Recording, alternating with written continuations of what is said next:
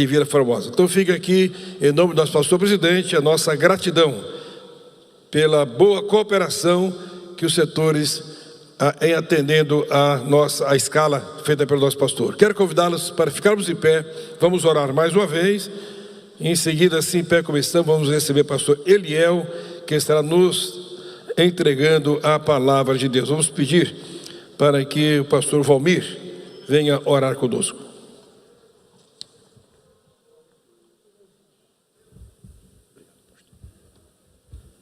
Saúdo a todos com a paz do Senhor.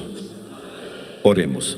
Senhor Deus Todo-Poderoso, em nome de Jesus Cristo, teu Filho, te louvamos, bendizemos, te agradecemos por esta noite preciosa, meu Senhor, quando aqui estamos adorando, glorificando, magnificando, exaltando o teu nome precioso.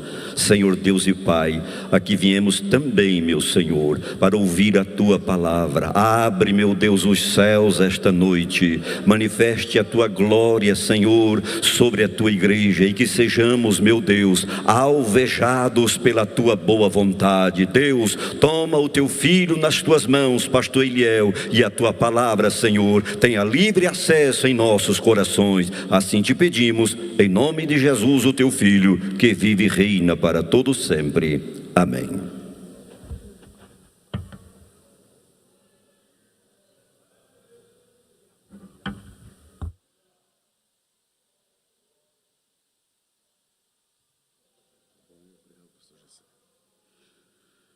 Meus irmãos em Cristo Jesus, eu vos saúdo com a paz do Senhor. Por gentileza, tome o vosso assento.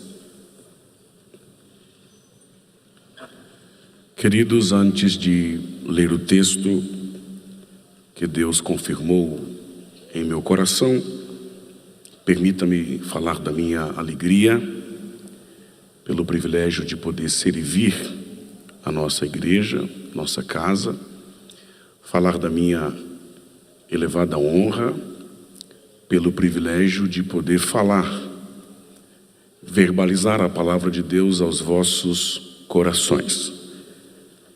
Quero dispensar honra e gratidão ao nosso pastor presidente, pastor José Wellington Bezerra da Costa, ao nosso pastor presidente da nossa convenção geral, vice-presidente do nosso ministério, pastor José Wellington Costa Júnior.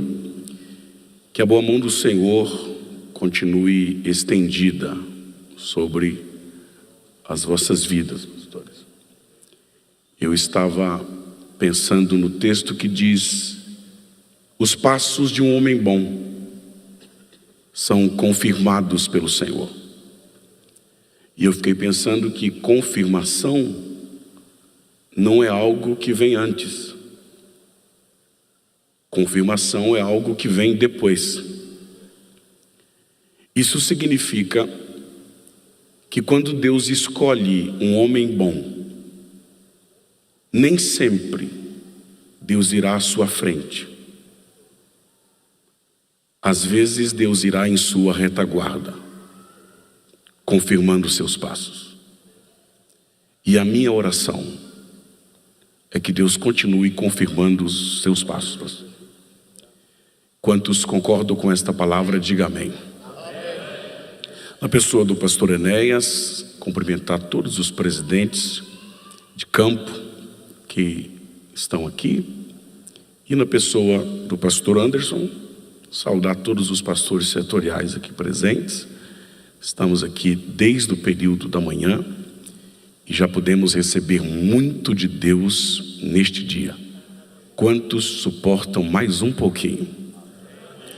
Abra comigo a sua Bíblia no primeiro livro do profeta, juiz e sacerdote Samuel, capítulo de número 16.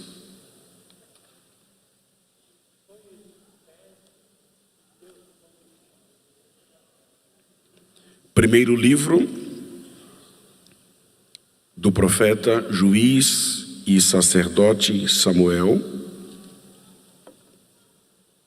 capítulo de número 16, para a nossa reflexão. Se eu posso ler, diga amém. E disse o Senhor a Samuel: até quando? Somente até aqui. Diga para o seu vizinho: até quando? Fala mais forte, diga: até quando? Amém. O texto é conhecido, está contextualizado com a unção de Davi.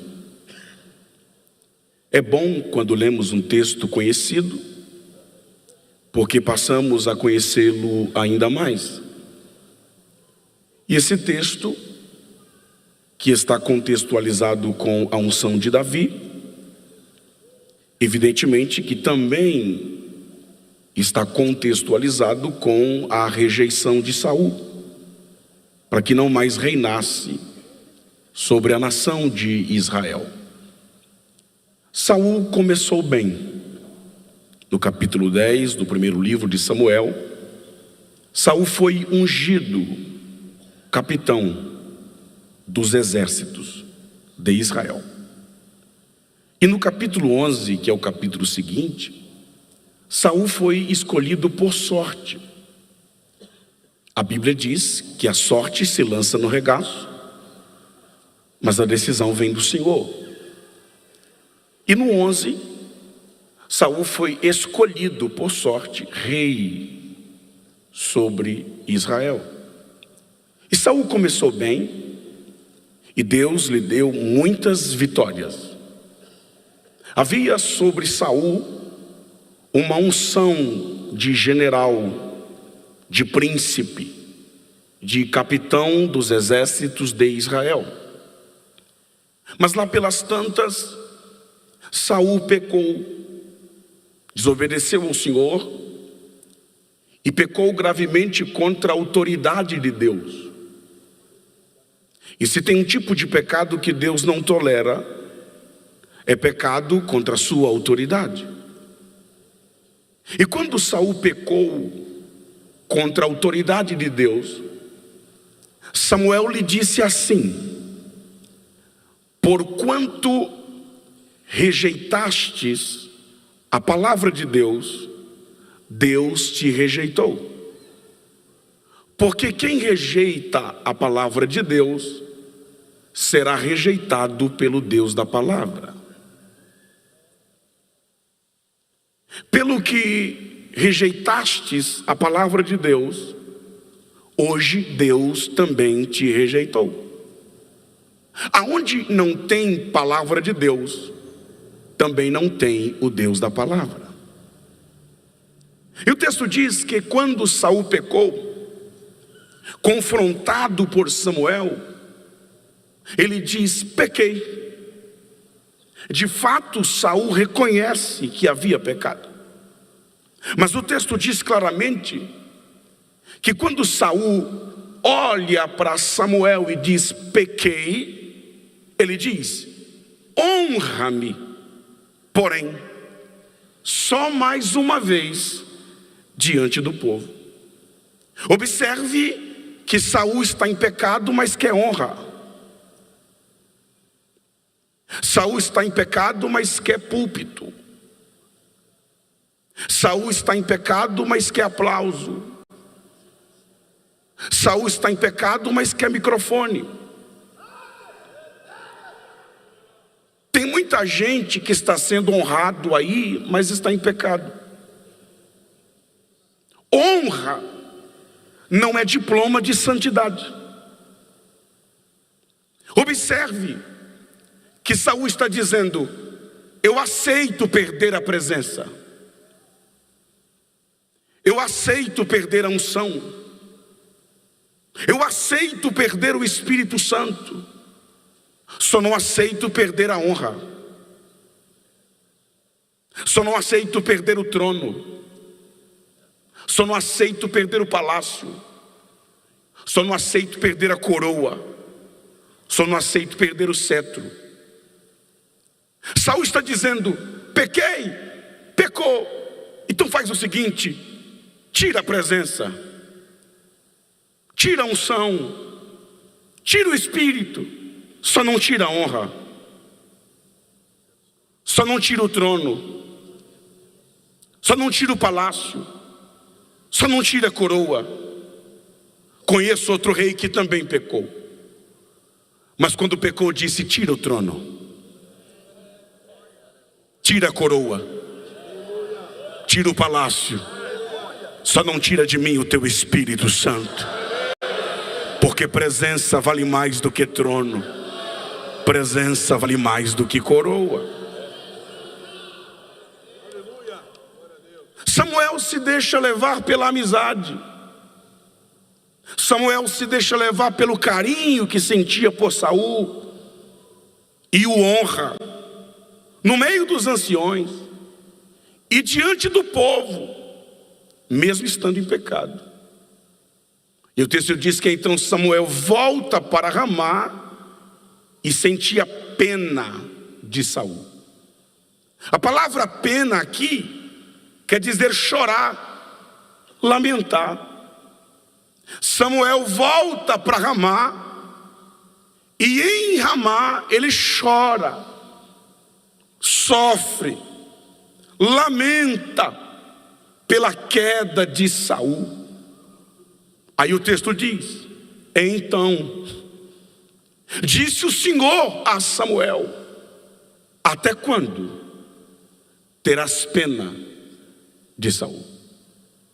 Observe os senhores, que o que Deus está censurando aqui não é a pena.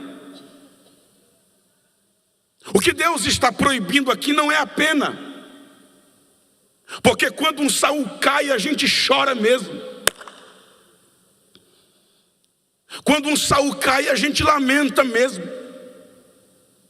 O que Deus está censurando aqui não é a pena, não é o choro, é o tempo excessivo da pena. Até quando?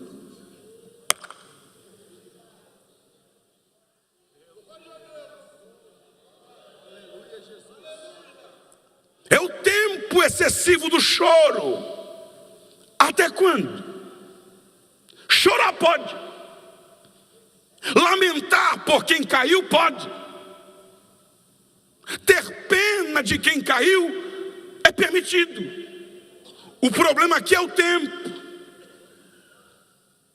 O tempo de chorar por Saul já tinha passado, de maneira que Samuel deveria imediatamente interromper o choro por Saul. E a pergunta é: por que Samuel deveria parar de chorar por Saul? Simples. Porque o choro de Samuel por Saul era inútil. Não adianta chorar por Saul. E a pergunta é: Deus, por que chorar por Saul é inútil? Simples. Quem o rejeitou foi eu. Não foi o povo, antes fosse. Não foi a massa, antes fosse. Não foi a multidão, antes fosse. Pare de chorar por Saul, porque quem o rejeitou foi eu.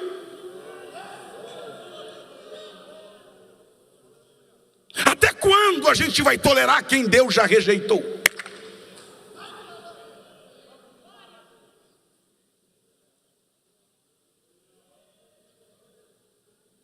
Quando Deus escolhe, está escolhido. Quando Deus levanta, está levantado. Mas quando Deus rejeita, está rejeitado. Ah, mas é meu amigo, está rejeitado. Mas eu gosto dele, está rejeitado. Mas ele prega bem, mas está rejeitado. Ele canta bem, mas está rejeitado.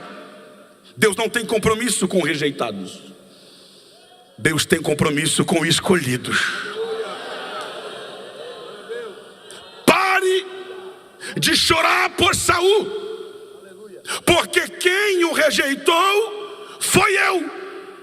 Tem muita gente abraçado pelo povo, mas rejeitado por Deus. Segundo, Samuel deveria parar de chorar por Saul, e esse eu gosto, porque quando um Saul cai, o povo não sai perdendo. Eu gosto disso aqui. Ô Samuel, você está com dó de Saul? Eu estou com dó do povo. Então pare de chorar por Saul. Por quê? Porque quando infelizmente um Saul cai, o povo não sai perdendo. Por quê? Porque eu já me provi de alguém melhor do que ele.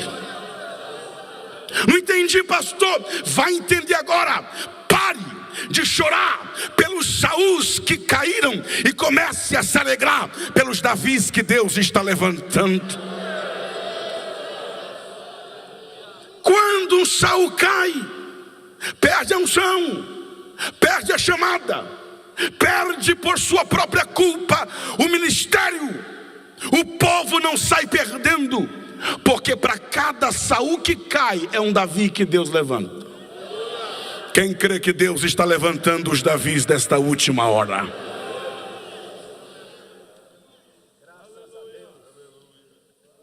Pare de chorar por Saul, porque eu o rejeitei e porque eu já me provi de um rei. Diga forte: me provi. A expressão me provi quer dizer provi para mim. Vou melhorar. A expressão me provi quer dizer escolhi para mim. Porque Deus está dizendo escolhi para mim. Simples. Porque Saul, Deus escolheu para o povo.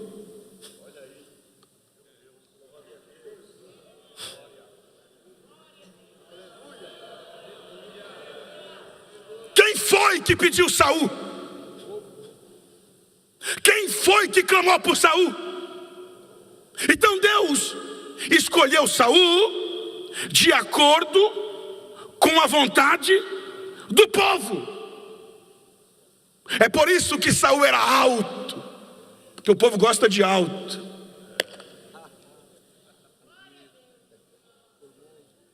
É por isso que Saul era formoso,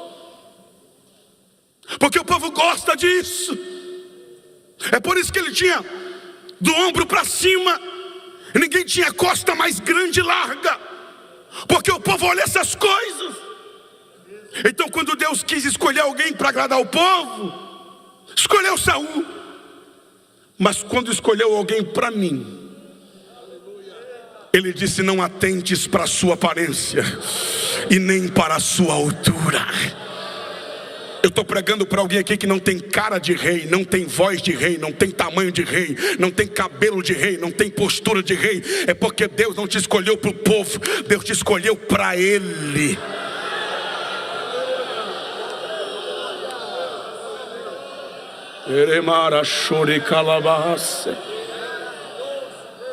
Saul é um rei segundo o coração do povo. Davi é um rei segundo o coração de Deus. Vai, porque eu escolhi para mim. Enche o teu vaso de azeite e vem. Não é vai, é vem. Porque ministério não é vai, ministério é vem. Tem gente que quer ir, mas não quer vir primeiro. Primeiro Jesus disse: vinde. Depois, ficai. E só depois, ide. No ministério só vai quem vem. Está com o vaso cheio? Então vem. Tem azeite? Então vem. Tem unção? Tenho. Então vem aprender. Vem sentar, vem obedecer, vem se submeter. Vem. Enviar-te-ei a Jessé, porque dentre os teus filhos me provi de um rei. Aí Samuel: como irei eu, se Saul saberá e me matará? Aí Deus disse: calma que eu não falei tudo ainda. Pega o novilho e diga: vim para sacrificar. Parece que o sacrifício é um álibi, mas não. O sacrifício fazia parte da unção. Porque não há unção que não seja precedida por sacrifícios. Estamos vivendo uma geração de profetas que quer o vaso, mas não quer o novilho. Quer unção, mas não quer o sacrifício. Mas Deus está dizendo: eu só aceito se tiver vaso cheio e novilho para sacrificar. Ministério não é só unção. Ministério também é sacrifício. Pega o novilho e diga: eu vim para sacrificar. Samuel foi. Samuel sai de Ramá, passa por Gibeá, onde estava Saul, e chega em Belém. Quando Samuel está chegando em Belém, os anciões começam a tremer as pernas. É de paz a tua vinda? Como será que estava a vida daqueles anciões, para estar com tanto medo assim do profeta? Quem tem culpa no cartório tem medo de profeta que tem vaso cheio. Quando aquela irmã do coque, será que tem lá? Quando aquela irmã do manto vem marchando na tua direção, o que é que você pensa? Ou os anciãos: é de paz a tua vinda? Aí Samuel diz: é de paz. Eu vim sacrificar. Sacrifício no Antigo Testamento é culto. Samuel está dizendo: é de paz, eu vim para o culto. Porque quem vem para o culto tem que vir em paz. Tem gente que vem para o culto, mas vem brigado. Vem para o culto, mas traz a inveja, traz o ciúme, traz a contenda, traz a discórdia. Ei, quando vier para o culto, venha em paz. Porque culto é lugar de paz. É claro que é de paz. Eu vim para o culto, eu vim sacrificar. Samuel chama os filhos de Jessé para o sacrifício. Sacrifício é o quê? Sacrifício é o quê? Culto. Vinde comigo ao sacrifício. Como quem diz: vem comigo para o culto. Guarde isso. Fez Jessé entrar o seu filho Eliabe. Quando Samuel viu Eliabe, ele pegou o vaso, se levantou e disse: certamente. Observe a expressão certamente. Está diante do Senhor o seu ungido. Ei, quando Samuel viu Eliabe, ele tinha certeza que o escolhido era Eliabe. Eu estou falando do homem mais íntegro do Antigo Testamento. Eu estou falando do homem que ouve a voz de Deus desde criança. Está olhando para Eliabe, está dizendo: tenho certeza que é ele. A pergunta é: por que alguém como Samuel tinha tanta certeza que o escolhido era Eliabe? Simples. Porque Saul era alto, Eliabe era alto. Saul era grande, Eliabe era grande. Saul era forte. Eliabe era forte. Saul era formoso, era belo. Eliabe também era belo. Samuel está fazendo cálculos. Nada melhor do que um grande para substituir um grande. Um alto para substituir um alto. Um formoso para substituir um formoso. Aí Deus está dizendo: Samuel, se fosse para escolher alguém igual, eu deixava o que está mesmo. Se eu te trouxe aqui, é porque eu vou quebrar padrões e vou levantar alguém diferente.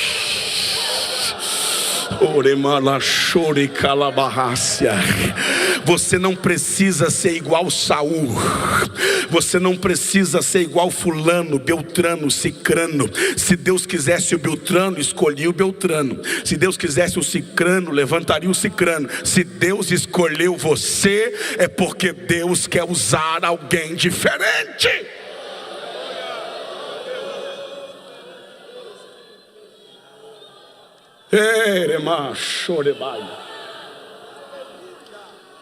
Aí Deus vai argumentar. E o argumento de Deus não deixa brechas. Deus diz: porque eu não vejo como vê o homem. O homem vê a altura, o homem vê a oratória, o homem vê o tamanho, o homem vê o currículo, mas eu vejo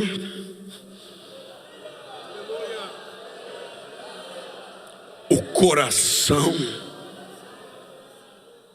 Em outras palavras, o que Deus está dizendo aqui, pastor Rafael, é isso aqui, ó.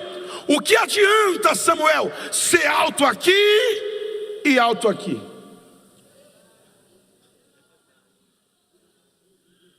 O que adianta ser grande aqui e grande aqui? Eliabe é aquele tipo de crente que tem tudo para ser, mas não é. Não tem gente que a gente olha assim, tem cara de rei, tem jeito de rei, tem tamanho de rei, ele tem tudo de rei, mas o coração.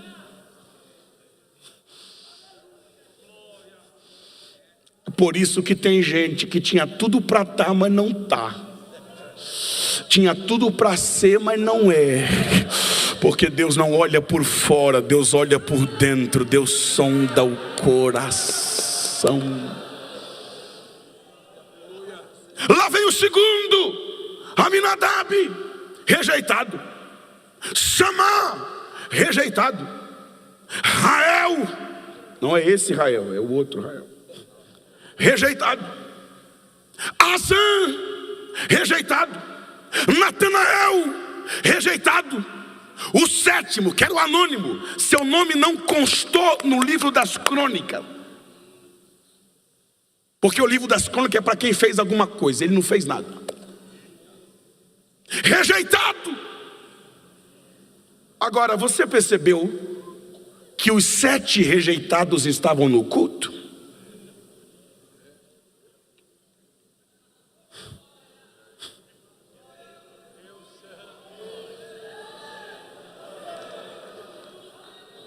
Vou dizer de novo: os 7 rejeitados estavam no culto. E você reparou que o aprovado não estava no culto?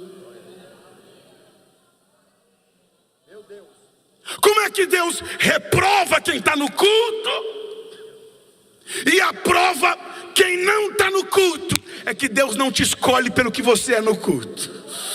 Deus te escolhe pelo que você é lá fora.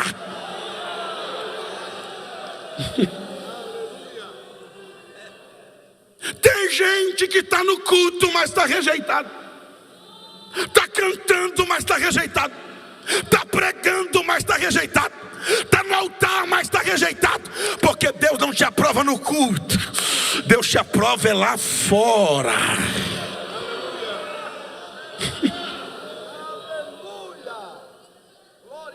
Provoque o seu vizinho e diga assim: Deus não quer saber como você é no culto,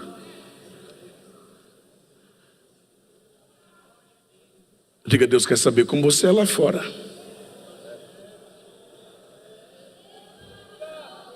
Acabaram-se os seus filhos? Não.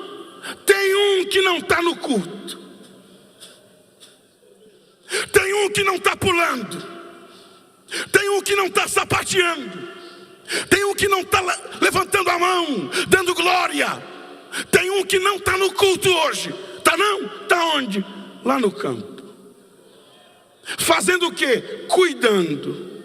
Cuidando de quê? De ovelhas. De quem? Do Pai. Já gostei. Estou apaixonado por ele. Por quê? Porque quando Samuel achou Saul estava fazendo o quê? Procurando as jumentas do pai. Se Saul estava procurando é porque perdeu. Se perdeu é porque não estava cuidando. Se não estava cuidando, estava fazendo o quê? Agora, Davi não estava procurando. E não estava procurando porque não perdeu. E não perdeu porque estava cuidando. Tem gente que não sabe cuidar nem de jumenta e quer cuidar de igreja.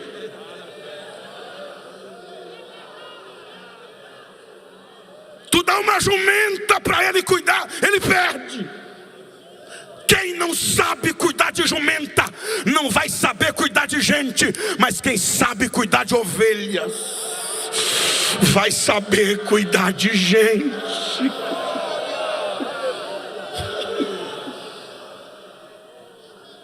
Tá no culto não? Tá não. Tá no campo, cuidando das ovelhas do Pai. Por quê, pastor? Porque uma atitude sua lá fora vale mais do que 10 mil glória a Deus teu aqui dentro. Ainda falta o menor. Está no campo cuidando das ovelhas do seu pai.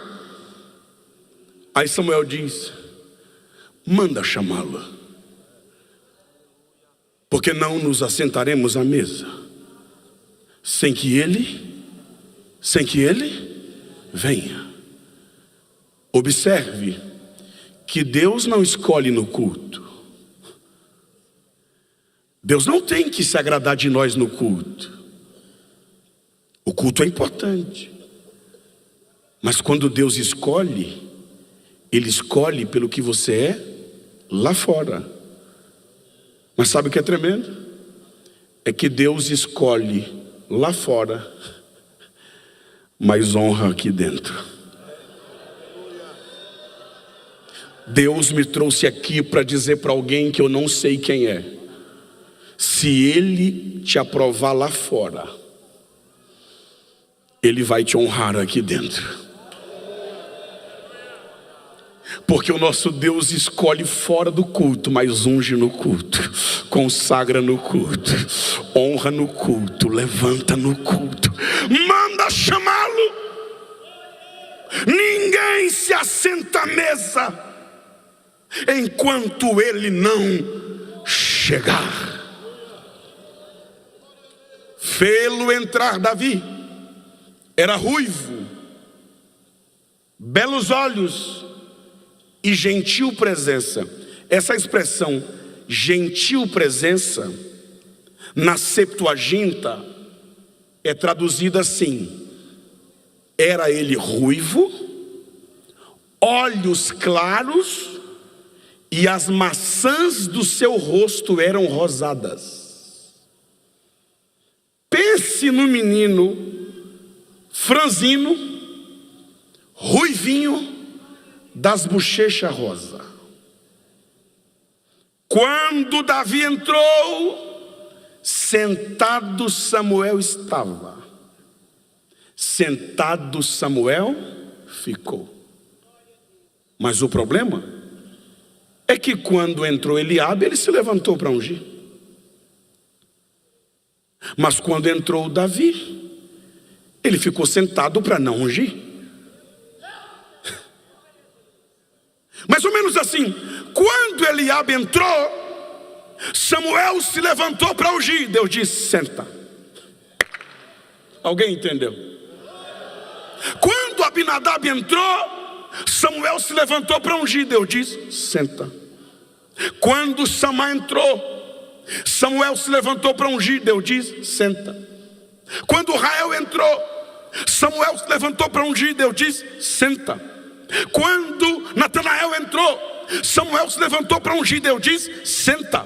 Quando Azã entrou, Samuel levantou para ungir. Deus disse: senta. Quando Anônimo entrou, Samuel se levantou para ungir. Deus disse: senta. Quando Davi entrou, Samuel ficou sentado. Deus disse: levanta e unge, porque este é ele. Quem crê que Deus está levantando alguém para te honrar? Quem crê que Deus está levantando alguém para te ungir? Quem crê que Deus está levantando alguém?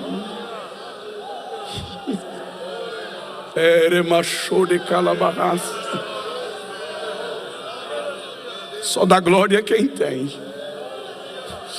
Só tem quem recebeu.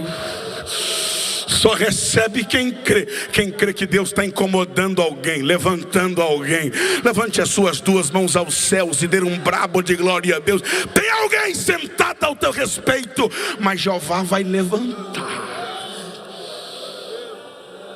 Levanta e unge, porque este é ele. Porque este Samuel se levanta e o texto diz: e ungiu Davi ali, no meio dos seus irmãos. Olhe para cá. Será que Deus não sabia que Samuel não estava em casa? Que Davi não estava em casa? Sabia. Ele disse: vem, eu já estou aqui. Eu cheguei primeiro. Se Deus chegou primeiro, se Ele é onisciente, Deus sabia ou não sabia que Davi não estava em casa? Sabia. A pergunta é: se Deus sabia que Davi não estava em casa, e sim no campo, por que então mandou Samuel ir para casa? Por que não no campo? A lógica, quem sabe humana, seria: vai ao campo e unge lá onde ele está. Mas não, Deus manda Samuel ir aonde Davi não estava. A pergunta é: por que Deus ungiu Samuel na casa e não no campo? Simples. Se Deus unge Davi no campo, os irmãos não iriam acreditar. Por muito menos os irmãos de José o venderam. Mas quando Deus manda ungir na casa, eles vão ter que ver o óleo da unção descendo sobre a cabeça de Davi. Não entendi, pastor. Vai entender agora. Tem coisas na sua vida que Deus fará no secreto. Alguém entendeu? Tem coisa que Deus vai fazer no oculto, escondido. Mas tem coisas que é tão grande, tem coisas que são tão extraordinárias, que Deus vai ter que fazer em público, porque senão ninguém vai acreditar. Quem crê que Deus vai fazer coisas grandes em público, para que todos contemplem e vejam que Deus é contigo. Deus te escolhe no secreto, mas te honra no público. Deus já está ungindo alguém aqui com o seu espírito, na presença dos seus irmãos. Aí o texto diz: que o Espírito Santo se apossou de Davi. Se apossou de Davi quer dizer que o Espírito Santo o abraçou. Quem sente o abraço do meio? Do amigo Espírito Santo. E diz: a partir de hoje tu és meu. Ei, a partir de hoje tu és meu. Porque a pergunta aqui não é se você tem o Espírito. A pergunta aqui é se o Espírito tem você.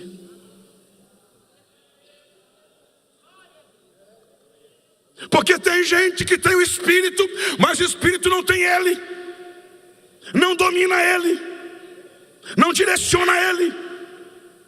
Ei, mais do que ter o Espírito, Deus quer que o Espírito tenha você.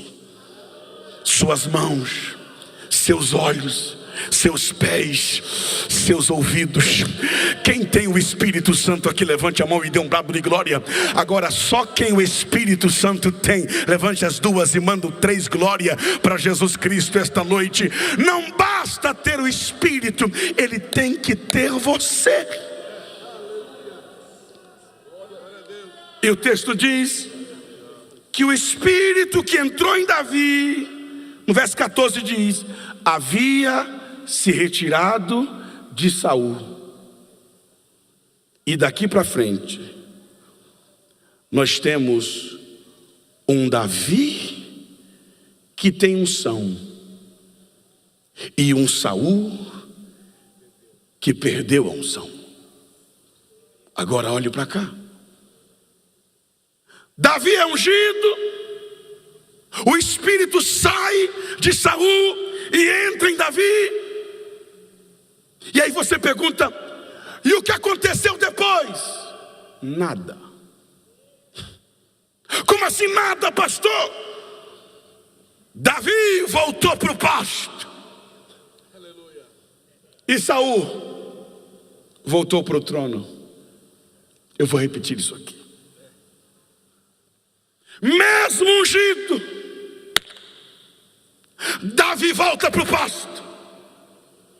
E mesmo sem unção, Saul volta para o trono. Porque nem sempre quem perde a unção perde o cargo. Nem sempre quem perde a unção perde a cadeira.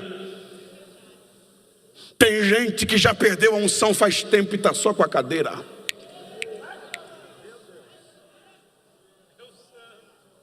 Perdeu a unção faz tempo, está só com cargo. E daí, pastor? E daí que agora Saul tem o cargo, mas não tem a unção. Davi não tem o cargo, mas tem a unção. Provoca 3 crentes do seu lado e pergunta: o que você prefere, o cargo ou a unção? Não, fala para ele, provoca ele. É só a segunda vez que eu estou te pedindo. E a última, provoca ele, provoque ela e diga: o que você prefere, o cargo ou a unção? Saul tem cargo, mas não tem unção. Davi não tem cargo, mas tem unção. Porque unção vale mais do que cargo. Porque cargo se compra, cargo se troca, cargo se negocia, cargo se barganha. Unção Deus dá para quem Ele quer.